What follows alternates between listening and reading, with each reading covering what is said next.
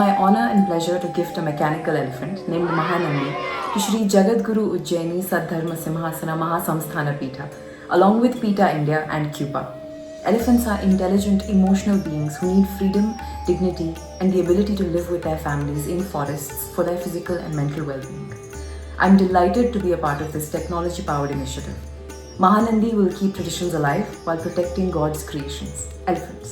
ಇದೇ ರೀತಿಯಾಗಿ ಇನ್ನೂ ಹಲವಾರು ಕರ್ನಾಟಕದ ಪ್ರಸಿದ್ಧ ಧಾರ್ಮಿಕ ಕ್ಷೇತ್ರಗಳಿಗೆ ಇಂಥ ಯಾಂತ್ರಿಕತೆ ಆನೆಯನ್ನು ಕೊಡೋದರ ಮೂಲಕ ಪವಿತ್ರವಾದಂಥ ಒಂದು ಧಾರ್ಮಿಕ ಪರಂಪರೆಯನ್ನು ಎತ್ತಿ ಹಿಡಿಯುವಂಥ ಕಾರ್ಯ ಅವರು ಮಾಡಲಿ. ಅವರಿಗೆ ಎಲ್ಲ ರೀತಿಯಾದಂಥ ಶ್ರೇಯಸ್ಸನ್ನು ಭಗವಂತ ಅನುಗ್ರಹಿಸಲಿ. पीठ के जो हाथी थे लक्ष्मी नाम के, वो गुजर के 2 साल हो गए थे. सभी भक्त लोगों में अत्यंत दुखद वातावरण थे.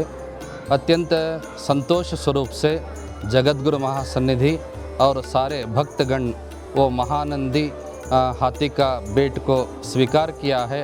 The people in and around this area, they're very happy about this. The whole intention of the company to donate this mechanical elephant is to create awareness about the wild animals and to protect these animals.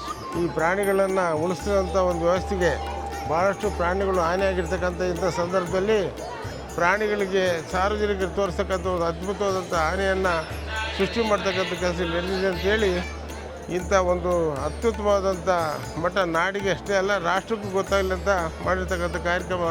ಇವತ್ತು ಅನೇಕ ಮಠಮಾನ್ಯಗಳಲ್ಲಿ ನಿಜವಾದ ಆನೆಗಳನ್ನು ಸಾಕಿ ಸಾಕಷ್ಟು ಆನೆಗಳು ಚಿತ್ರಹಿಂಸೆಯನ್ನು ಪಡೆದುಕೊಂಡಿರುವಂಥ ಸಂದರ್ಭದೊಳಗೆ ಇವತ್ತು ಈ ಉಜ್ಜಯಿನಿ ಪೀಠದಲ್ಲಿ ಕೃತ್ರಿಮವಾದಂಥ ಆನೆಯನ್ನು ತಯಾರು ಮಾಡಿ ಈ ಉಜ್ಜಯಿನಿ ಪೀಠ ಪ್ರತಿಯೊಂದು ಪೀಠಕ್ಕೂ ಮಠಕ್ಕೂ ಮಾದರಿಯಾಗಿದೆ.